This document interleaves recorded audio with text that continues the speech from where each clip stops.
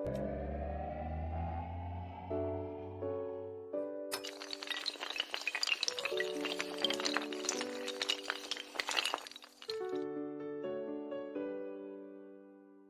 guys, welcome to my YouTube channel once again. Thanks for tuning in.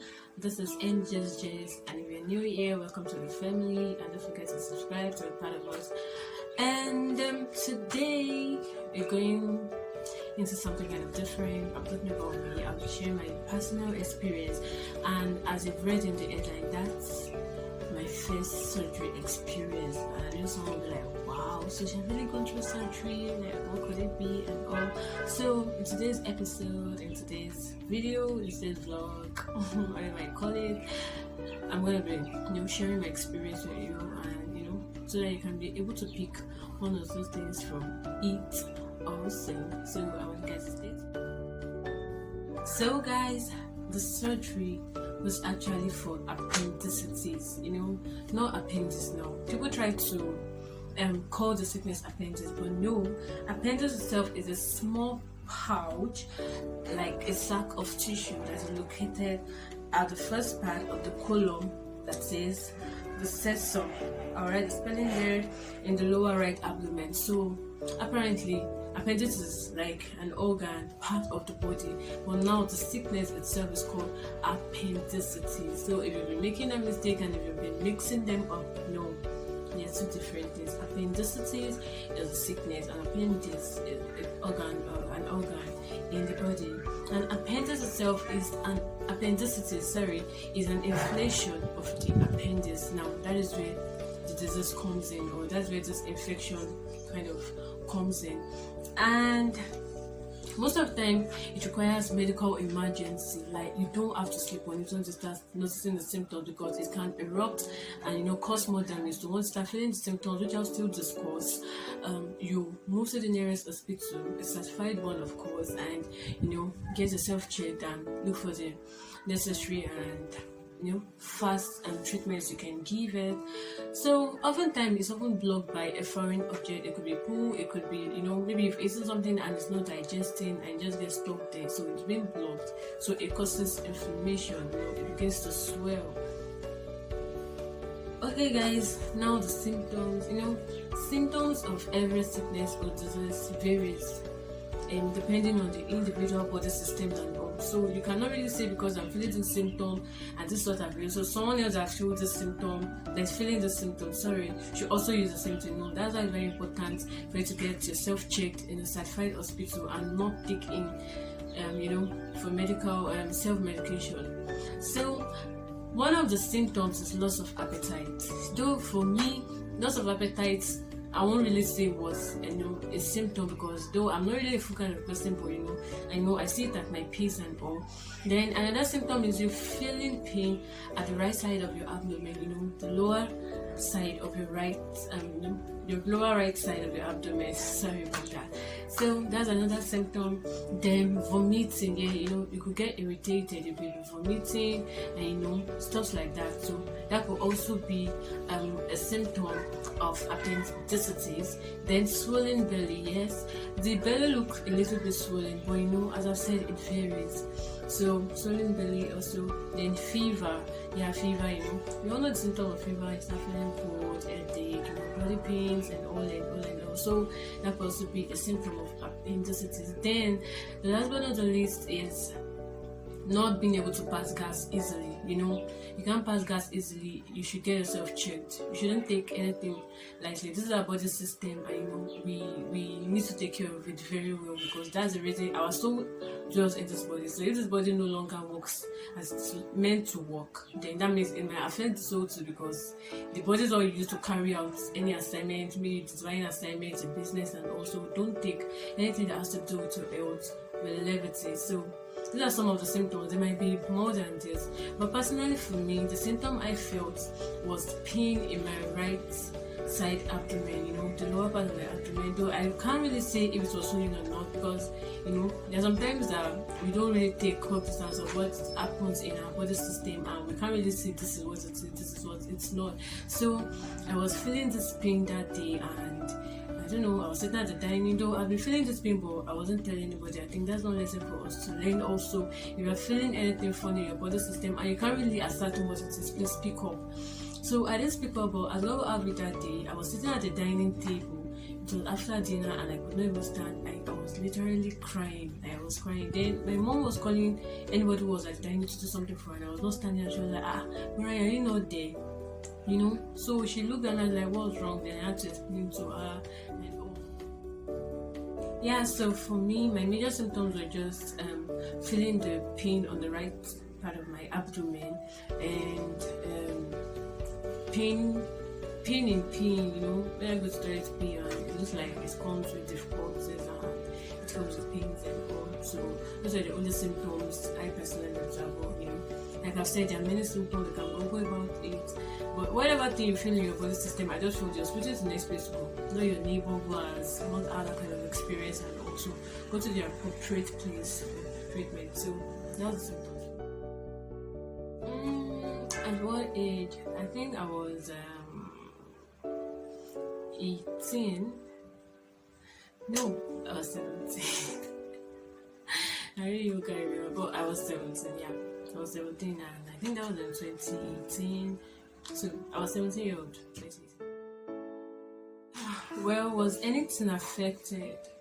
Well, luckily for me, it happened when I was at home, and it was that year I was processing the admission, and there was nothing to suspect to. I'll give it a just later, but I don't just know, like, nothing really was affected per se, because the admission list came out. The first admission list came out the first time I said first time.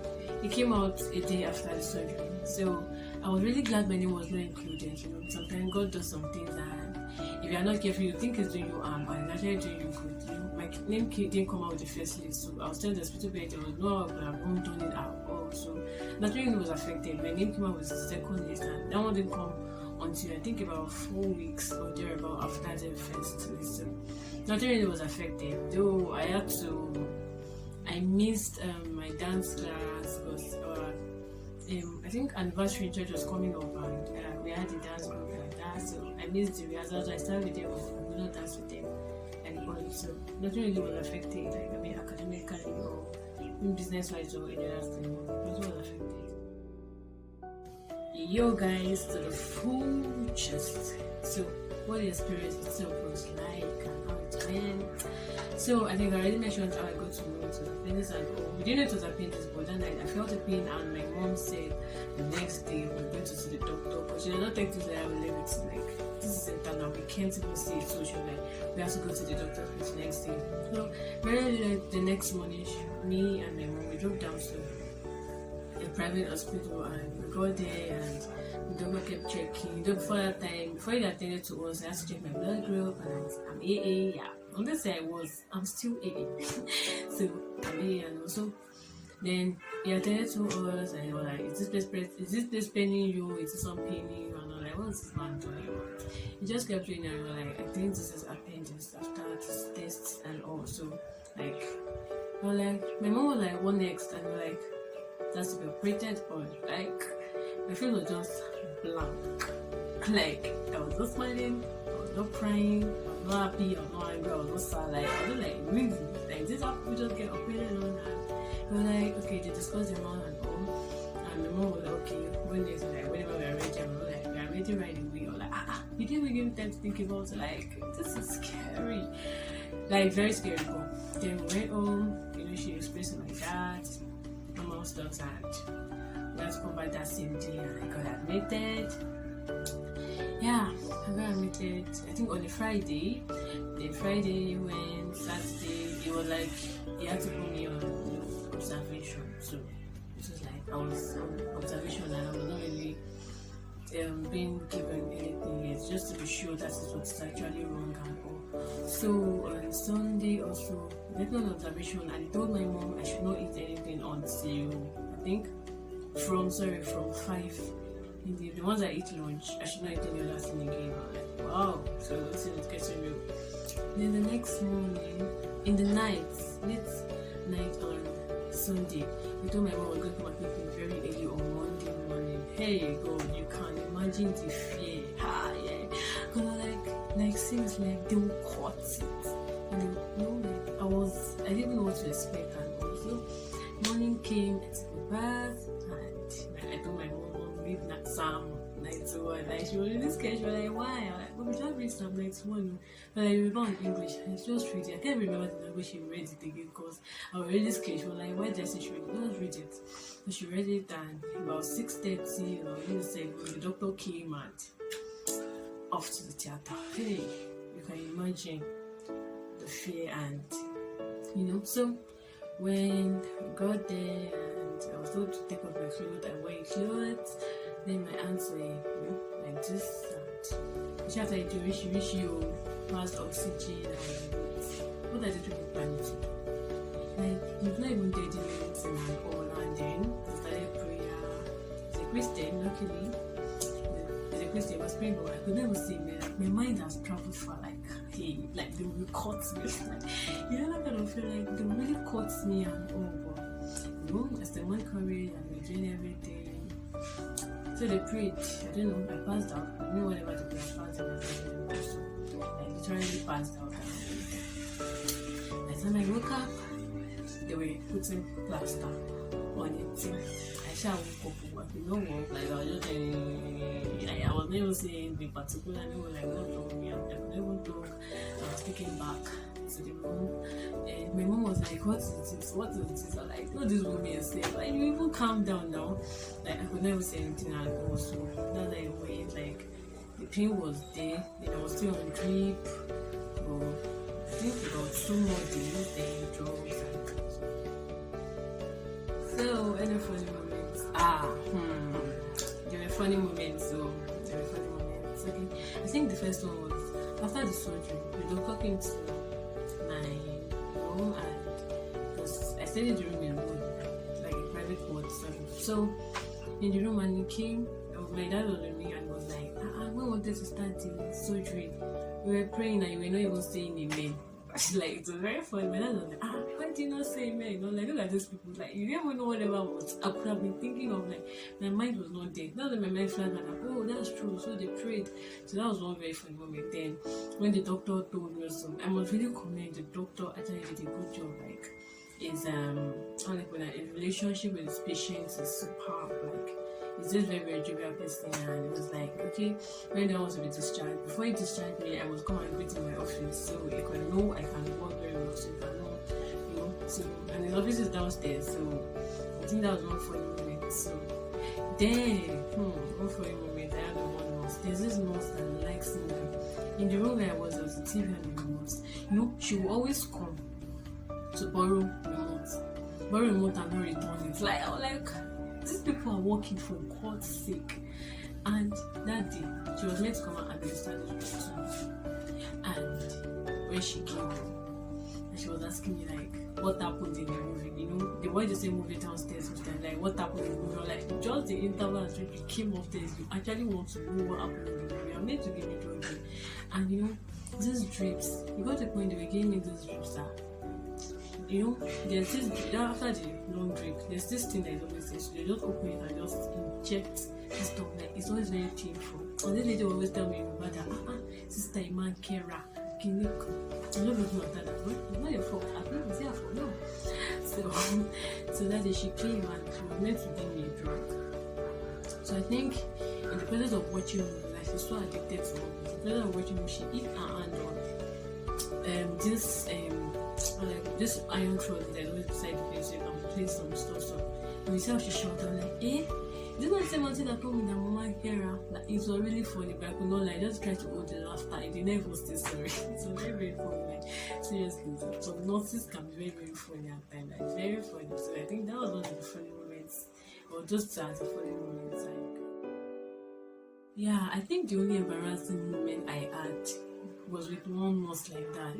Me and nurses, we are like, we not collect our own. So like that day, the doctor was like, I should try walking and all. So I'm walking in this building I was in. I told you I was upstairs, and okay, so the friend that was with me was like, okay, I should try to walk downstairs too, just to make sure things is even up, so you don't just sit down in a place like the doctor has said. And So I was going downstairs and she was holding my hands. And the next thing I heard one nurse tell another nurse was that sure she's CS from where like interpreted like did that girl do CS like a cesarean section. That's for delivery. Like did I just give it? And like it was so embarrassing. And they were not looking at me, since she didn't face me, there was no way I could come to meet her and tell her that no, it's not CS to appendicitis. But like she would have just been patient, so it was really embarrassing. But me and my friend just laughed it out, but like those that were around actually think this small girl, what's she doing with pregnancy? How did she do it at all? So I think that was an embarrassing moment I can actually remember or that actually happened. Because I really didn't meet with other patients like that. So I don't really have anything to do with people like that. But that one, I cannot forget. Nurses, they're trying. I give them. Well, the reading up was nothing so interesting and exciting because I was on drugs for many days and I ate using drugs, but I had to like anytime it's morning, like it's like I want to just pass on them because I don't want to use drugs at all. So then my bathing was not really like my regular bathing because the place must not get affected with water. My water was not touch it because it had been plastered. Yes, plaster. Plastered with plaster. So it had been plastered and water cannot touch it. So really this kind of funny baths my mom gives me when going to work, and also I was just at home. So then I kept going back for checkups. I think maybe every 2 weeks or so. So you open it, clean it, and put another one. That one is another story. So called opening it alone. You can imagine opening one like we passed around it, and also it's really painful. And using drugs though, I was advised to take my drugs, then take vegetables and fruits, take vitamin C very well, to quicken the healing. And also the healing process actually took a while, and I was also advised not to carry something heavy so it won't open again. And that was my wildest dream, like opening again, that means stitching again, and also I had to take precautions. Plus my parents, just make sure the doctor does not tell them. The doctor tell them one, they make sure you do 2 of that thing. Like when it comes to precautions and all. So I wasn't even going out at all. But I had this friend, she always come over, talk.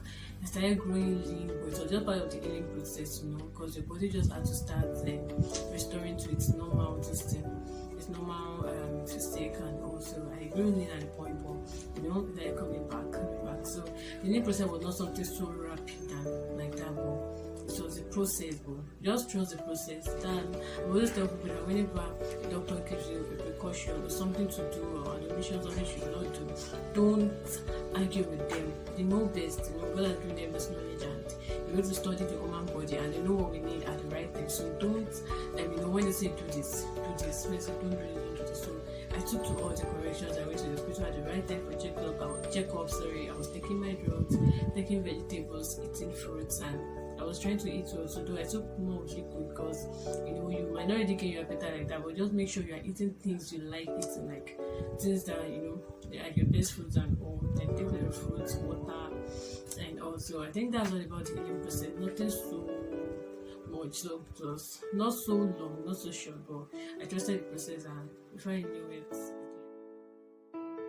I really feel like I've mentioned most things already. Like I've given many advices as I've been speaking since morning, but I want to hammer on some things. Don't cover up any sickness, any disease, whatever way you're feeling. See a certified doctor. You see, I'm already certified, so you don't just say because this person studied one course, it might be related, and all. A certified doctor, go to the hospital where they will attend to you. Then number 2, make sure you follow every precaution you'll be given. No self-medications. Take precautions, take medications, only from the hospital. Then that's why you take to the pharmacy. And don't argue with your doctor. I've seen a lot of people argue with their doctor. Why the doctor tell me not to do this? Why? It's not doing because of himself, it's doing because of you and because he wants it to be fine. So you have to follow whatever the doctor tells you to do. Take your medications on time. Yeah, that's very important. Take your medications as prescribed. The doctor says 1. Don't say I don't take one, let me use 2. Like there are many people guilty of that. So take 1 is 1, 2 is 2. Please take your medications and all. follow the doctor's precaution, follow everything that I've given you. And I think the last time you have to be prayerful. Like as young as I was, I've been really young though. I could say maybe nobody would have expected that a sick woman and pray before going to sleep. God is very, very paramount. Don't ever neglect him. Like he's interested in every affairs of our life, so you have to call him. The Bible says, call upon him. So sometimes he knows you need it, but he wants you to call upon him. That shows that we carry him in high esteem. So call upon him. No matter how small, no matter how big, there's nothing God can do. And I'm using this opportunity to pray for anybody that is sick, or anybody that is sick. I'm using myself as a point of contact, that God himself, the great physician, will visit such a person and will lay his hands on the organs, on the body parts that needs the hand of God, and that the balm of Gilead will be sufficient for such person. So I think that's what the advice is, and I can give now. But as I've said, once you go to a certified doctor, they will give you everything you need to know concerning that particular thing. And please, you have to follow them. It's for your own good. So guys, that brings us to the end of today's video, and I know you've learned one or two things, and I want you to drop your comments in the comment section down. I want you to like the video, I want you to subscribe, I want you to share with your friends and family. So to be part of this big family, I want you to please subscribe and way out, so that others can learn from whatever or from what you're learning. So I love you, and I know you love me. So bye.